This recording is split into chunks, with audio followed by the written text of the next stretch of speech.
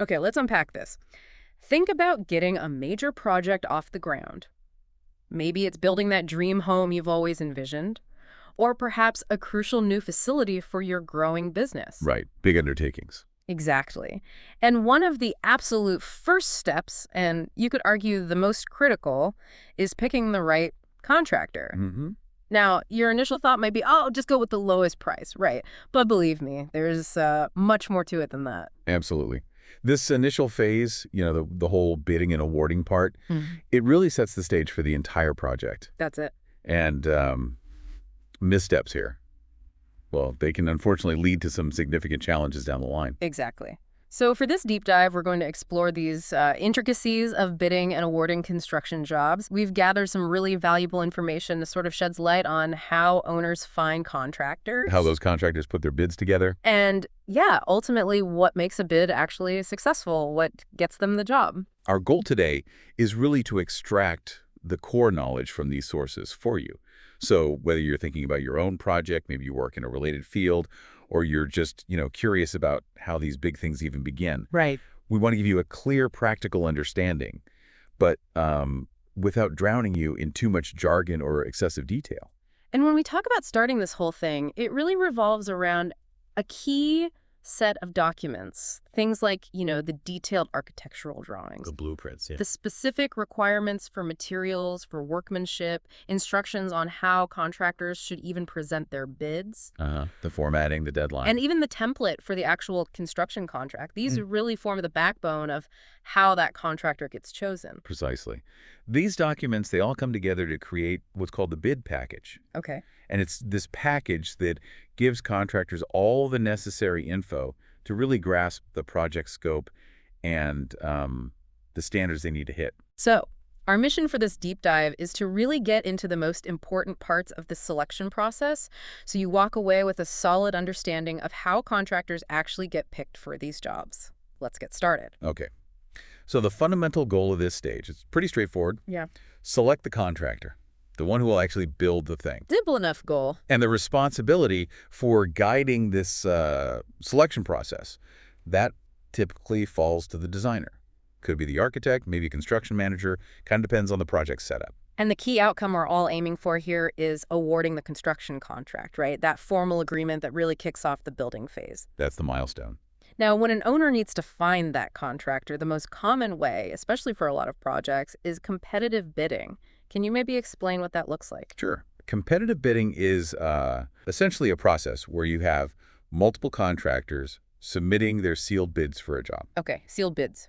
Yeah, secret bids. It creates this competitive environment, right? Yeah. Each contractor is trying to offer the best price, but they also have to make sure they meet all the requirements laid out. Makes sense why owners often lean towards this, doesn't it? The idea is more competition probably means better pricing. That's the perception. Yeah, better value for money. And it seems like for public jobs, government-funded stuff, this isn't just a preference, it's often like the law. Why is that? That's right. For public projects, competitive bidding is very often mandated by law. It's all about ensuring transparency and equal opportunity for all the qualified contractors out there. Fair play. Exactly.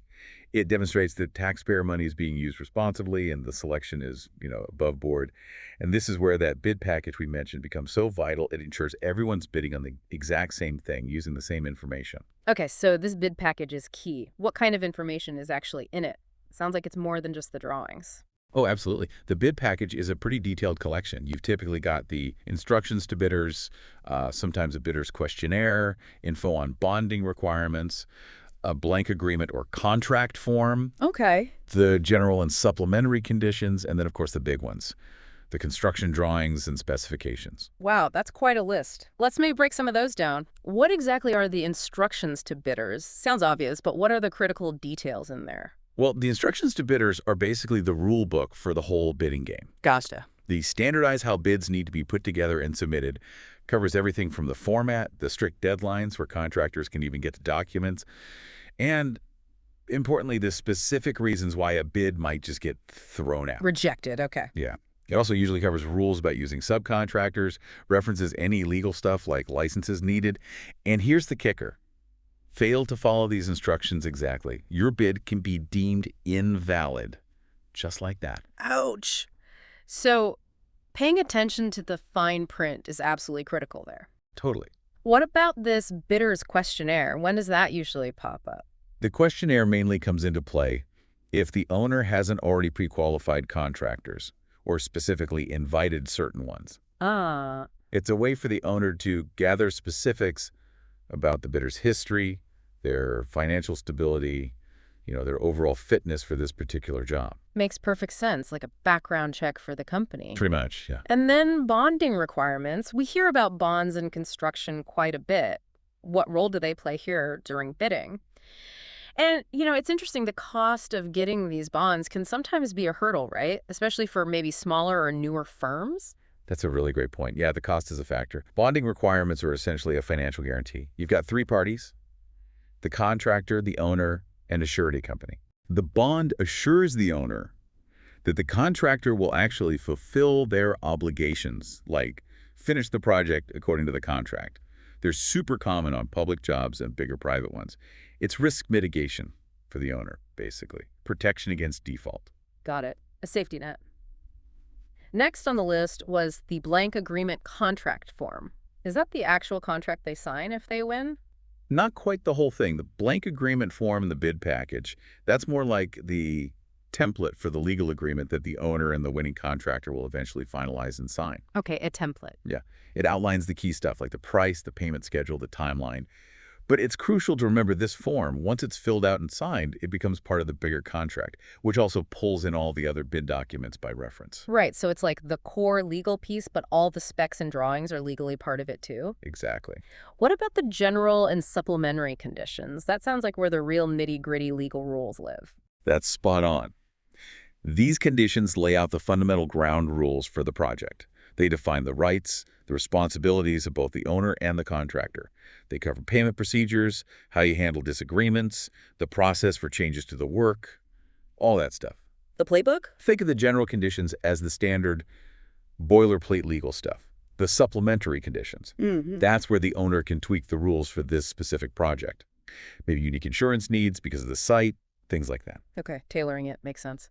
And finally, the big ones, construction drawings and specifications. I guess these are the heart of what actually needs to be built. Absolutely. The drawings. That's the visual. The blueprints, showing size, layout, dimensions, key details. What it looks like. Right. The specifications. That's the written detail. Quality of materials, specific products you must use, the standards for workmanship. Together, these are the core info contractors use to really understand the project and figure out their price.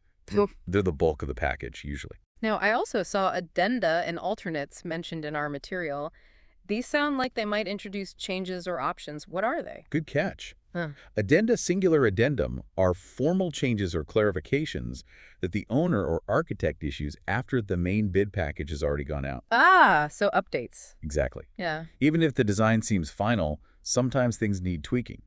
Maybe they change a material spec or clarify a confusing detail. The key thing, all the bidding contractors get these addenda. Ensures everyone's working off the same, most current info. Keeps the playing field level. Right. And typically, they won't issue major changes right before the bid deadline. That wouldn't be fair. Okay. What about alternates? That sounds like choices for the owner. Exactly right. Alternates are specific design adjustments that contractors price separately. They're either additions to the main base bid or deductions from it. Okay, so plus or minus options. Yeah. Owners use these to see the cost impact of different choices. Like, they might ask for an alternate price to add solar panels. Ah, I see. If the main bids come in high, they might decide, okay, skip the solar for now to save money. Or it could be material swaps price for a slate roof versus cheaper asphalt shingles. Or, carpet versus tile inside. Corian counters versus fiberglass. Different finish levels. Precisely. Additive alternates add cost. Deductive alternates subtract cost from that base bid number. That's actually a really smart way for owners to keep some control over the final cost, depending on how the bids shake out. Gives them flexibility, definitely. Okay, so the massive bid package, maybe with some addenda and alternates, is out there. What's the actual step-by-step process now once that package is done and ready for contractors? Right. The bidding process usually follows a pretty standard sequence. Step 1, as we said, the architect finishes and distributes that complete bid package. Package complete, check. What's next? How do contractors even find out about the job and get these documents? That's step 2. The owner solicits bids. How they do it differs. For public projects, it's usually a formal advertisement to bid. Like in the newspaper. Newspapers, yeah, or relevant trade journals, online construction platforms. These ads give a quick project summary, the crucial bid deadline, and tell contractors how to get the full set of documents. Okay, broad announcement. But for private jobs, it's often different. The owner usually sends a direct invitation to bid, but only to a specific list of contractors they want to consider. More selective. Exactly. There's no public advertising requirement for private owners. They can pick who they invite. So public is open call, private is more targeted invite. Okay. What happens once a contractor hears about a job they like and gets their hands on those detailed bid docs? Okay. That brings us to step 3. Hmm. The contractors review those documents thoroughly. They often have to put down a refundable deposit to even get a limited number of sets. A deposit. Okay. Yeah, ensures they're serious and return the documents. Oh, And look, putting together a good bid, it takes serious time and money. It's a big investment for the contractor. right. It's not trivial. Not at all. So they need to fully understand everything before they commit to bidding. They usually take about 2 to 4 weeks just for this review. 2 to 4 weeks just reviewing. That sounds intense. What are they doing during that time? Well, a critical piece is often a site visit. They need to go see the location. Boots on the ground. Exactly. Look for unique conditions, potential problems, weird rock outcroppings. Is access tricky, stuff that affects cost. They'll also look at any available geological reports, environmental data for the site. Due diligence. Definitely. And sometimes the owner might hold a pre-bid conference. It's a meeting where all interested bidders can come and ask questions about the project or the documents. Ah, Q&A session. Yeah.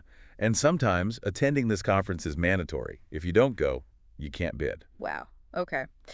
So, lots of upfront investigation by the contractor. All right, step 4. This feels like the main event. Developing and actually submitting the bid. Walk us through that. Okay, this is where the contractor's internal team really kicks into high gear. It's got a few stages. First is planning. Planning the bid itself. Right. Figuring out who on their team works on it, the overall strategy, making a checklist of everything needed for the bid. A big decision here is, what work will we do ourselves versus what do we need to subcontract out? Self-perform versus subbing it out. Exactly.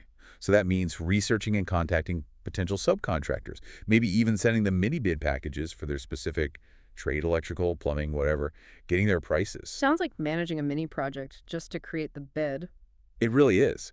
And during this planning, they're also scrubbing those bid documents, looking for any fuzzy areas, inconsistencies. Like conflicts. Yeah, maybe the drawings show Spanish tile on the roof, but the written specs say asphalt shingles. Uh-oh. Big cost difference there. Huge. So they have to ask the owner or architect for clarification RFI, request for information. Getting those answers is vital for pricing accurately.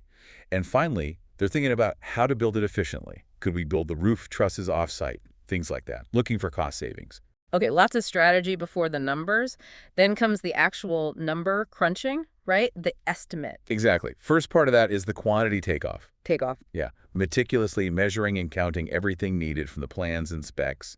How many bricks, how much concrete, square feet of drywall. Every single thing. Pretty much. Once they have those quantities, they figure out the cost for labor, for those materials, for equipment needed, taxes. Then they add their company overhead office rent, salaries, insurance, the cost of doing business. Gotta cover those costs. Right. And then their desired profit margin.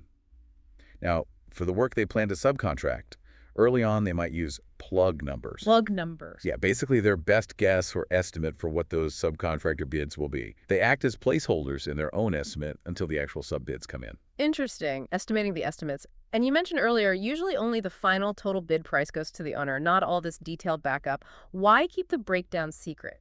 It's largely considered a trade secret, that detailed cost breakdown.